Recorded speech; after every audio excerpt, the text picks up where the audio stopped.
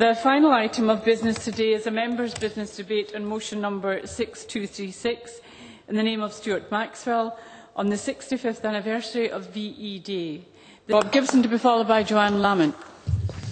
Deputy Presiding Officer, I'd like to congratulate Stuart Maxwell on setting this debate up for us to talk about matters which are long in the past but have huge implications to this day, both for the participants and indeed for the families of those who did not survive.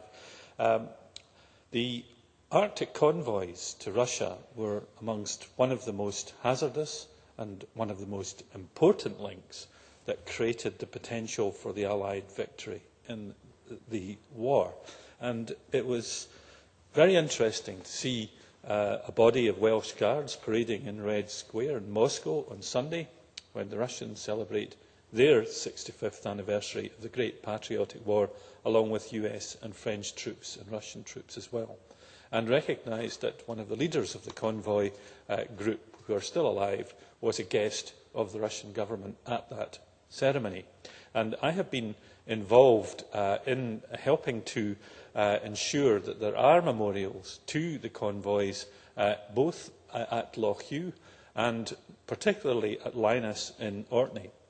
A little bit about that, I think.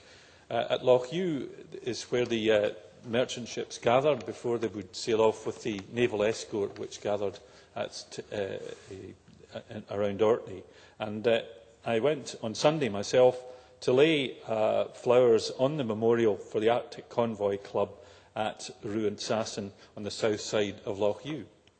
And beside the fine monument, there are little stones on which the names of individuals who took part have been laid by them, which reminds us that there are still people alive that took part in these incredible activities.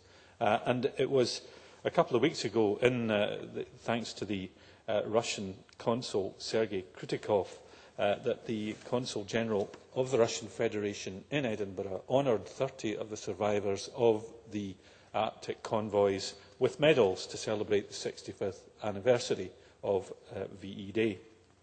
And the stories which these people have to tell is quite amazing, and indeed I think every school child should hear some of it. It would be an eye-opener to them.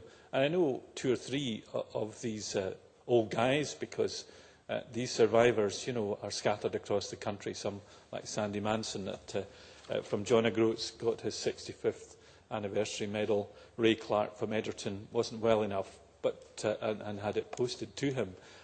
These are people who I know, and it seems to me that we can do something more in this celebration to use their memories and to offer it to younger people. But one of the things that took place at the ceremony in the Merchants' Hall was a speech by Fergus Wood, who is the Provost of Stirling. And he's the veterans champion for his local government area. And I'd like to hear more about the veterans champions taking up the cause of the veterans of this age and being given every support to do so, because they are the local link, I think, for the processes which have been set in train, Presiding Officer, by the Scottish Government in particular. So, just like the Russians, we in Scotland respect our veterans and remember those who set out, for example, on the convoys, some never to return. And it's a fitting link with Russia, which is becoming an important partner today in trade, education and cultural exchanges.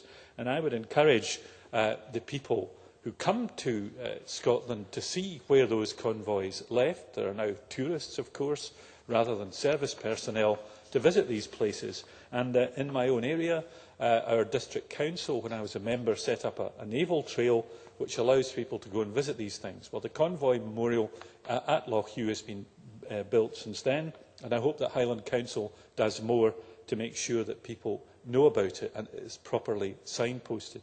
On Orkney, the Russian consulate laid flowers on that memorial, which was opened last August, unveiled at Lynas, and indeed recognises for the first time the convoys which were so vital to the success in the war. What a pity that it had to be the Russian government and supporters who provided the money for that monument.